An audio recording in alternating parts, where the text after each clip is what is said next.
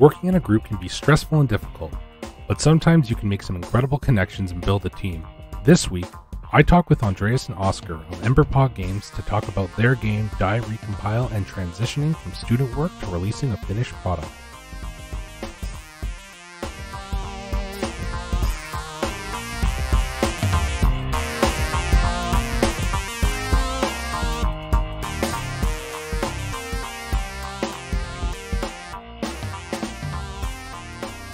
Welcome to Scheduled for Launch, a podcast to discover projects you may have missed.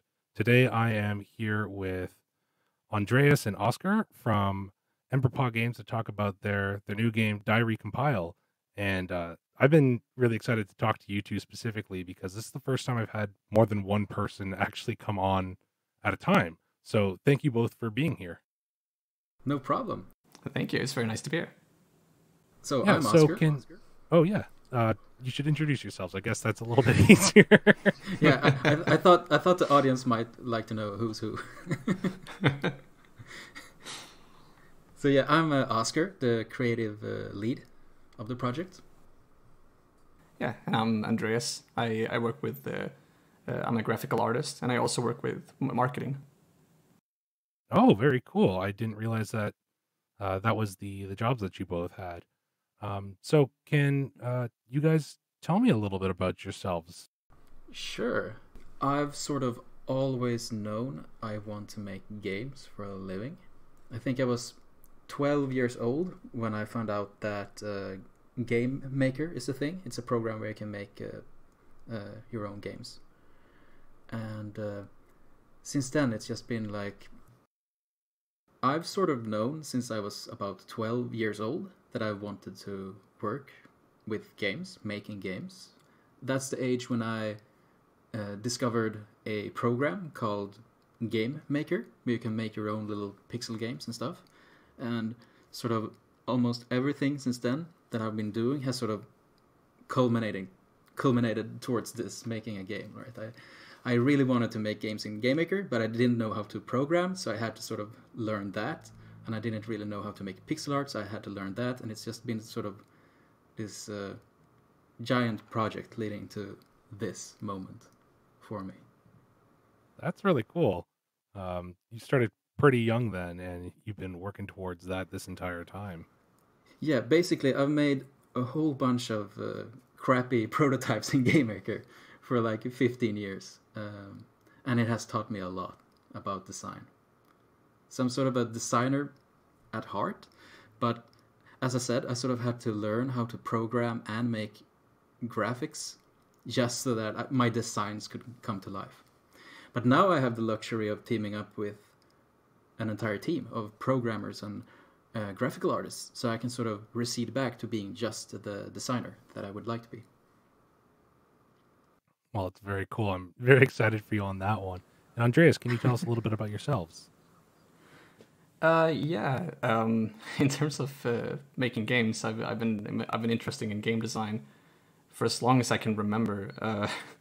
It's funny when I was very, very young, I would like make these little like level designs on a piece of paper. But of course, I mean they weren't that great. They would just sort of like spiral around in a weird level. And when I didn't do that, I would draw cats in pants and pretend I was making this Zelda-like adventure. And so I always knew that like that was like the dream job of working with games, but I didn't think it was possible until like I had to choose in high school, and they asked me like, what do you want to work with? And I was like, I've always wanted to make games. And they were like, oh, there's this game school. And I was like, what? You can make games? That's not just for scientists? So now and the rest is history. So by the way, we're from Sweden, and by high school, essentially that's like college for an American. Oh, right, exactly. Oh, so that's a little confusing for me because on my end, high school is what you do before like you even finish your basic school. You go to high school, exactly, and then college or university. That's a fun little thing to learn. Yeah, right. So I guess what I meant was high school is like gymnasium. I don't know like what the right word is for it, but it's before university, before college. Point is, after basic schooling, when you get to choose your own path. Yeah. College for Okay. Americans. Yeah, college for North Americans. Gotcha. And so that's when I start to pick up this like game graphics work, and I've just been trying to like broaden my knowledge as much as possible, making 2D art and 3D art, some animations every once in a while, and I'm really looking forward to making this game. You guys have been working on Die Recompile for quite some time, haven't you? Yeah. So yeah. So we have the good fortune of having a really nice school where there's a whole bunch of different programs for different aspects of making games here in Skövde, the city is called in Sweden. So there's, for instance, a program just for making music for video games and just writing for video games. Like there's tons of different disciplines, and at the end of the first 2 years, we're in the third year now, but at the end of the first 2 years, all these different programs sort of get together and make a project over the course of about 2 months at the end of the year. And what Die Recompile is, the game we're working on, which I'll tell more about soon, it's essentially the year 2 project, but we want to make it a full game rather than just the prototype we made for school. And so your professors, your teachers, they put you together in a large group, correct? Because EmberPaw itself is only 6 people, which I think is incredible. That's such a small team for what I've seen this game is. But I'm guessing that year 2 project was a much larger group affair at first.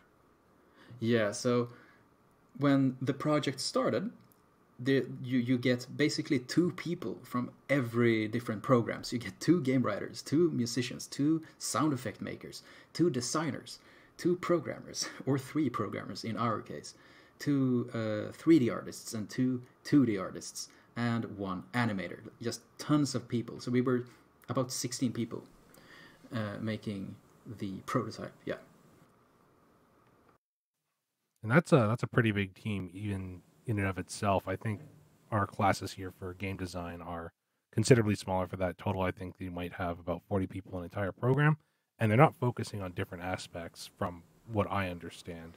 Yeah, so in most programs all over the world, really, and in most places in Sweden too, there's only like maybe 2 or 3 programs for making games, right? There's the coding program, learning how to program, and then there's maybe a graphical one.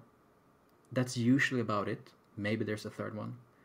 Skövde is very unique in that it's so generous with the amount of programs it has on offer. And so, of course, they want to make use of that with these end-of-the-year giant projects. Yeah. Well, I'm glad that we're getting the luxury of actually seeing some of that work come out. I love that I'm having this opportunity because I started a podcast and you guys reached out to me, and that's incredible. So I didn't expect international on episode 5. That's great. No, I think your podcast is great, man. Yeah. Oh, thank you very much. You have a very soothing voice. I've gotten that a lot throughout my years. Yeah, you have a podcast voice. So, Die Recompile is your first publicly launched game as a group. What drew you to the genre of it? Because it's I'm guessing it's like a roguelike bullet hell sort of thing. Yes. Okay, so it's finally time to talk about the game. So let's go. For those listening, you could Google or YouTube it right now. Die Recompile. There is a trailer you could watch to get a sense of what it looked like about a year ago when we finished our year 2 prototype. But essentially, the game is a roguelike. And for those who don't know, roguelikes are games like Enter the Gungeon or The Binding of Isaac or the recent hit Hades.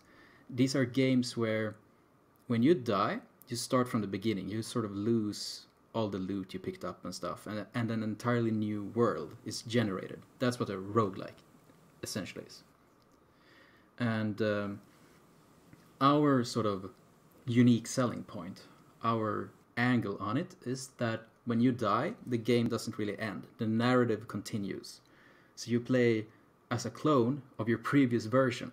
So the game goes on, and the world actually remains. So usually a new world is generated every time you die in a roguelike. But in our game, all the damage you've caused, all the holes you've blown up, all the walls you've blown to pieces, that remains. And so you're dealing sort of with a save file that gets more and more sort of destroyed and ruined for dozens, potentially hundreds of hours until you reset and create a new world. That is a very cool take on the roguelike, because there is so much that could mean. Like, bosses that you fought previously could be way more difficult the second time around. Yeah. Oh, there's so many design possibilities that come from this. So first off, one of the things we have is that where you die, your old clone remains, and when you get there, you sort of have to fight your own previous version as a mini-boss. And it's a self-balancing feature because the previous clone has the stats and weapon that you had when you died. So like the better you've gotten at the game, the harder the clone becomes that you're battling. That's really cool.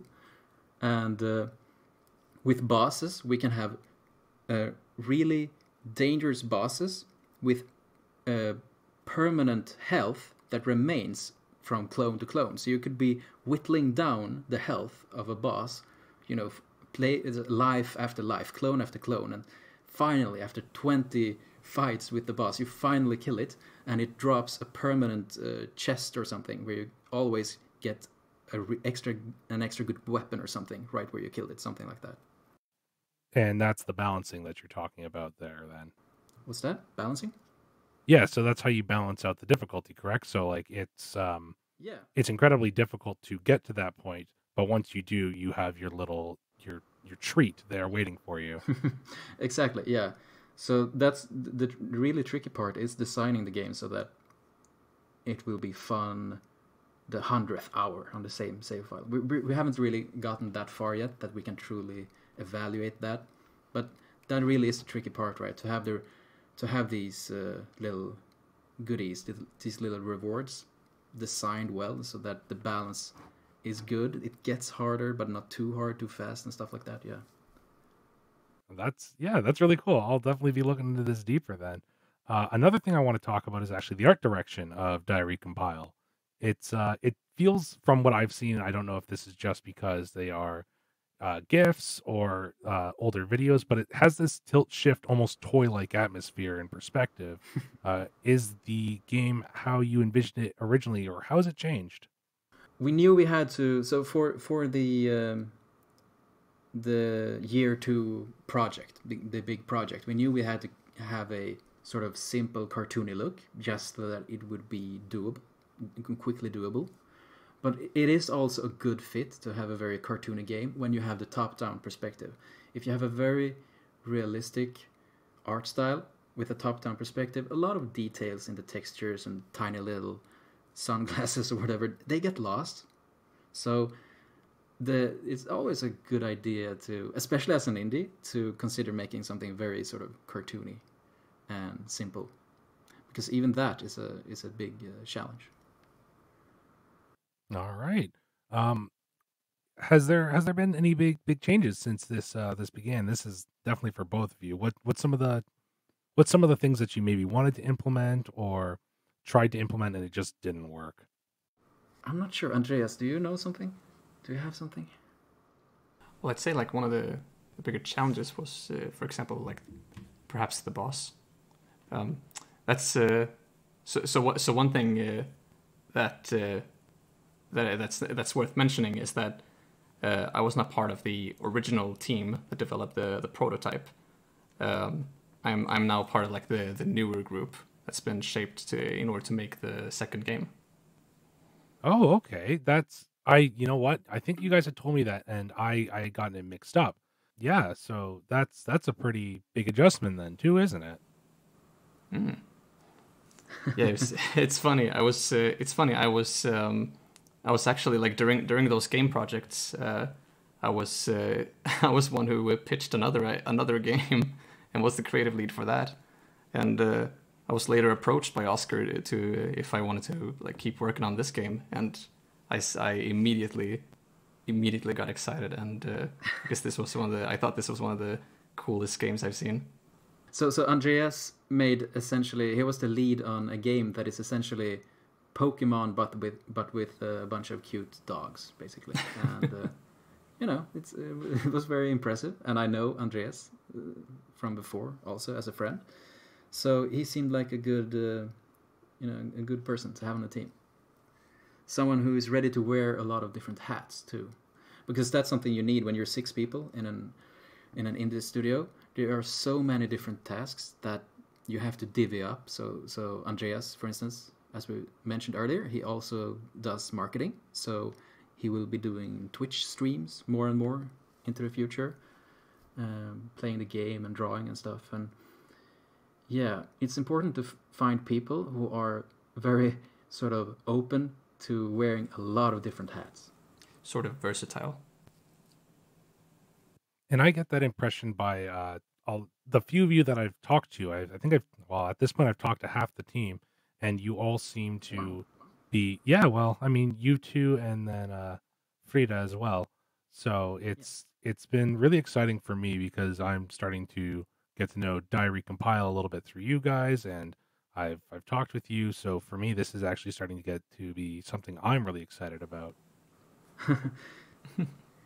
Yeah, I should have mentioned this a lot earlier, but so your listeners know, there is going to be a free version of the game coming out sometime this summer. It won't be quite as ambitious as the actual game. So we're sort of polishing the version we made for school, releasing that for free on itch sometime this summer. But then what we're really doing, the 6 of us, we're working on sort of the real Die Recompile, where we sort of reboot the graphics a little bit, remake a lot of models. Because a lot of the models we made for the student project, we can't actually use them because we made them using a student version of Maya. It wouldn't be legal. Oh, so that's a huge difference then. If you're basically going to have to recreate the game from the ground up then. So yeah, exactly. So we have to redo all the art. So a big sort of, it's still going to be very cartoony, but it's an opportunity for us to reboot exactly what kind of cartoony it's going to be. But luckily, we can keep a lot of the code. Like the code we can keep a lot of. It's more that the art that has been made with student licenses, that the art has to be replaced. And that makes sense to me too. A question that I actually have for Andreas, because I've talked to a couple of other designers here, and marketing is always very difficult, especially when you are a small independent studio. Things like this, I'm guessing, help start to get the word out. But how is it trying to build up a small following prior to the release of this game? That's a tricky question. I'm starting to learn more about marketing as we're doing this. This is something that's also kind of new to me, but I'd say one thing is one of the more important things is to like grab an opportunity when you see it. Right now what we're doing is we're trying to be active mostly on like Twitter and Twitch. But for example, like the fact that we got in contact with you, like that's like that already there, like that's a great start. So like this is a great opportunity that we couldn't have predicted at all. It's all about grabbing opportunities. Exactly, and sometimes it means like it's different. Like some people respond, and sometimes you have to be lucky. But as long as you're constantly active, as long as you're constantly trying to keep your momentum going, then I'd say like that will make you slowly grow. And also like have patience. It's not like very few people like have their games like blow up immediately. So just try to keep yourself active, I'd say. And also like stay connected with your community. That's also really important. It's also why we have this Discord channel for our fans. Yeah, and just so they know, with your guys' permission, that'll be linked down in the description below. That would be amazing. So, yeah, if you join the Discord, I mean, you can help shape the game. Quite literally, give us ideas for what you would like to see in the game, and you can talk about what you like and don't like about the game, and follow our journey towards real release of the actual game. So you mentioned it actually a moment ago when you were talking about indies not a lot of the time, or games in general, just not having a huge fan base, and you have to kind of start from somewhere before and get your inspiration and kind of get attachments. And you'd mentioned a couple other roguelikes before. So what are some of the inspirations for this game then? Maybe the biggest inspiration is a game called Nuclear Throne. I don't know if you've heard about it, but it's a 2D top-down roguelike shooter like ours, only it's 2D instead of 3D. And it's been very influential. Enter the Gungeon also, Binding of Isaac. But you can always sort of grab things outside the genre too. You can have, of course, wider principles that extend beyond genre of what you like and don't like. So, for instance, I really hate when control is taken away from the player for no reason.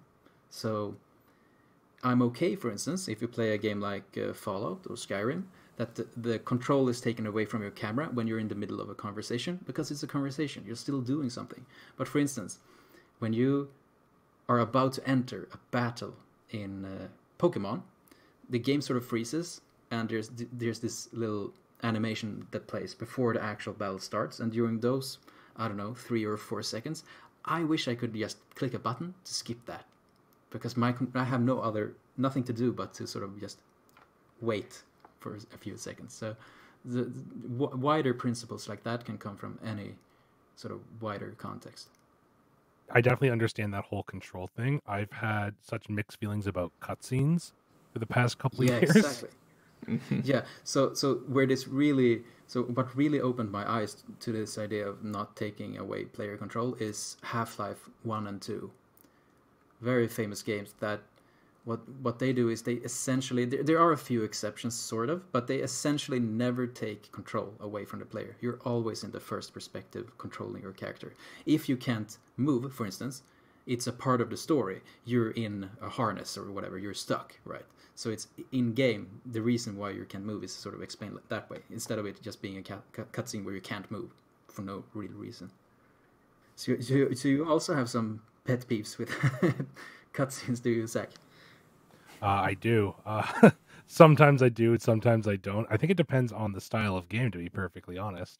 I have an easier time with things like JRPGs and stuff because they go from quick paced to slow paced, but I can definitely agree with the Pokemon battle animations, that kind of stuff. So the thing about the Pokemon animation is that it is very short. The problem is that after the 3,000th time, it just feels so pointless. Like, why not just have a button I can press again to sort of speed through it? That's very true, actually. So one of the big things that we talk about on the show is, and what actually inspired me to start this, is that during COVID-19, a lot of things happened, and during this pandemic, but things were very different in Sweden compared to America and Italy and Canada. Did that really affect you guys at all? Well, so COVID hit basically a few months before the year 2 project began last year. So the entire Die Recompile project with the group of 16 had to be made under COVID circumstances. So we were all working from home, and we had to sort of make our own schedules and make sure we met up every day on Discord and had meetings. And it required us taking responsibility, right? For not every group had the same experience of knowing who's in charge and when meetings are and stuff like that. So we had some strict rules there, and it worked out great. And it's sort of the same thing now. It's working from home and talking a lot on Discord. Communication is key.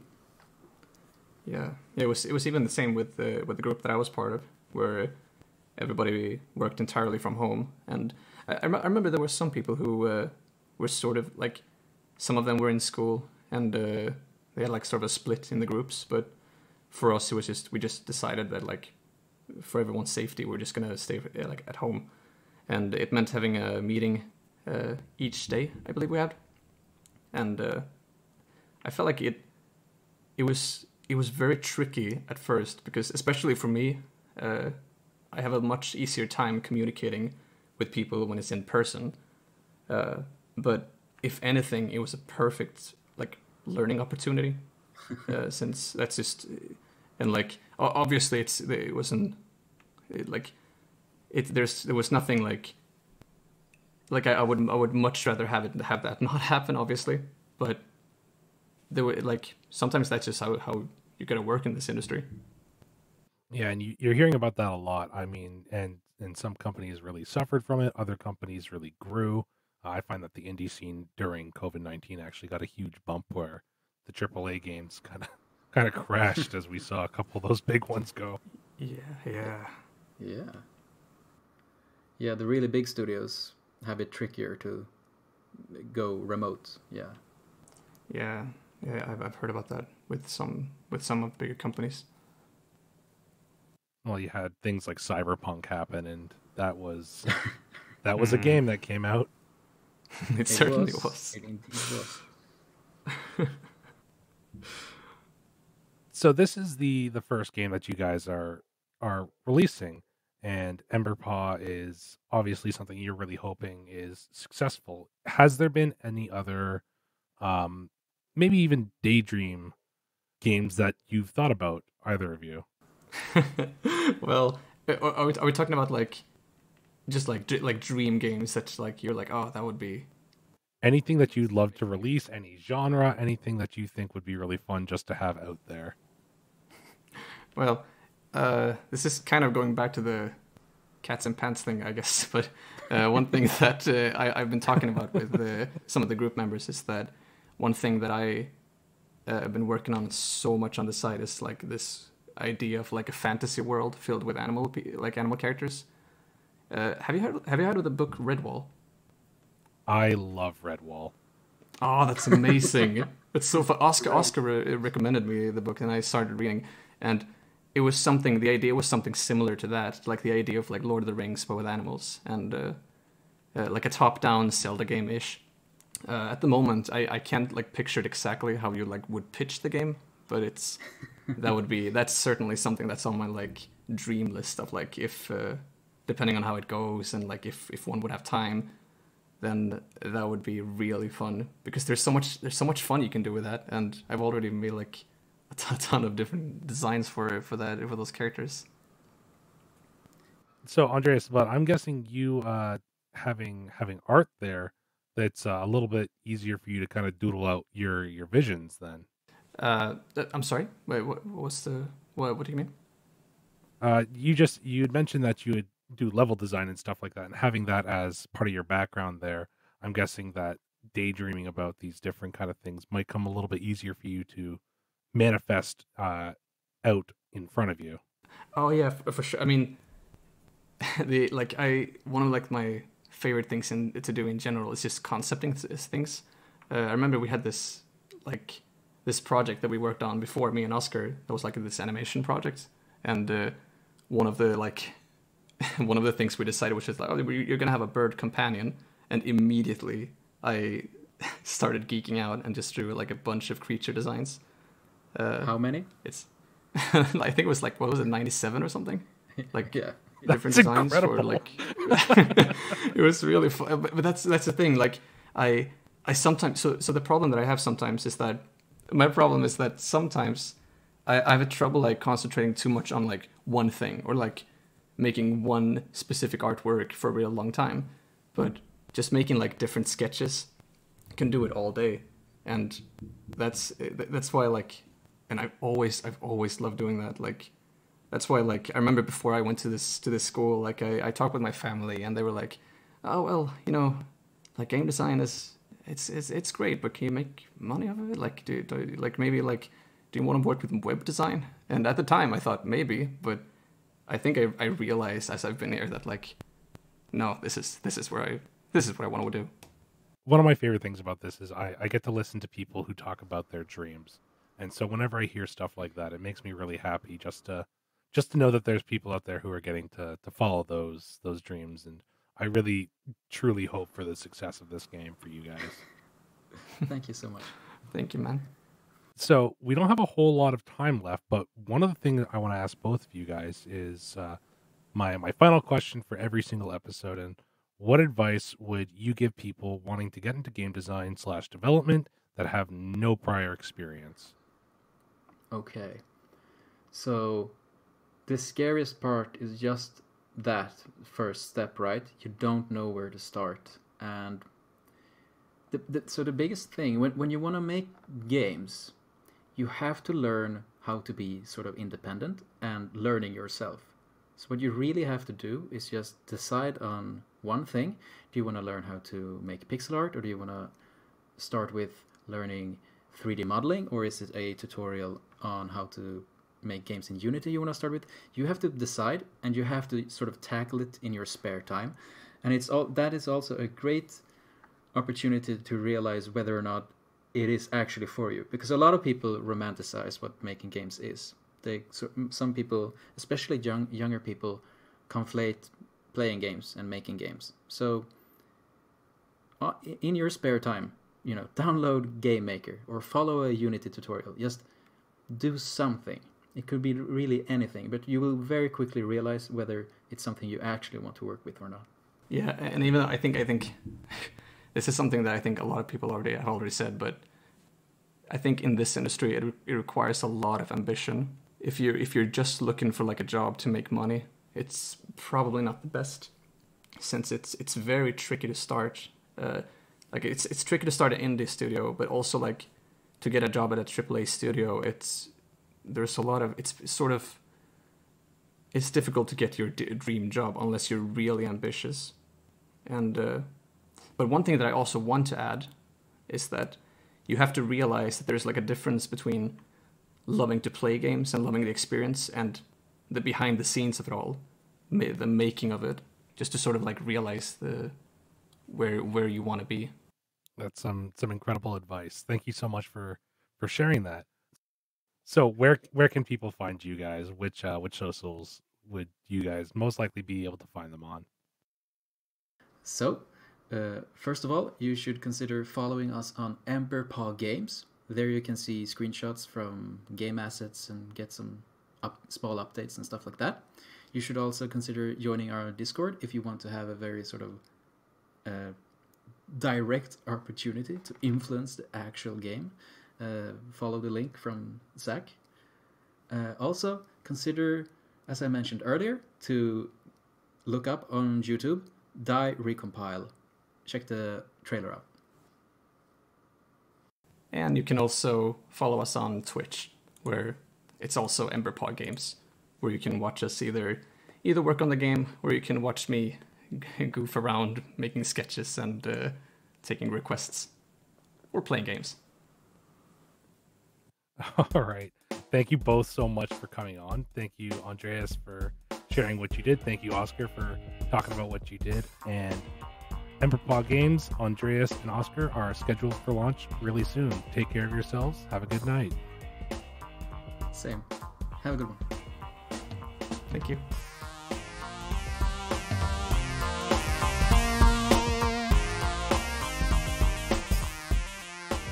Thank you again to Andreas and Oscar for joining me this week, and thank you as well. I love hearing the feedback that you give me and all the things that you're working on. If you like the show and want to hear more, you should tell a friend about it. Word of mouth is one of the best ways to spread this type of show. And I know we're going through a really weird time right now. We're over a year into this pandemic, but I just wanted to let you know, if you need a space to talk to somebody, I'm willing to listen. You aren't alone. We'll get through this together, I promise. The next episode of Scheduled for Launch is going to be on April 20th, and I'm going to be talking with B, one of the creators of a free-to-play tabletop role-playing game called World of Wildevere. Until then, take care.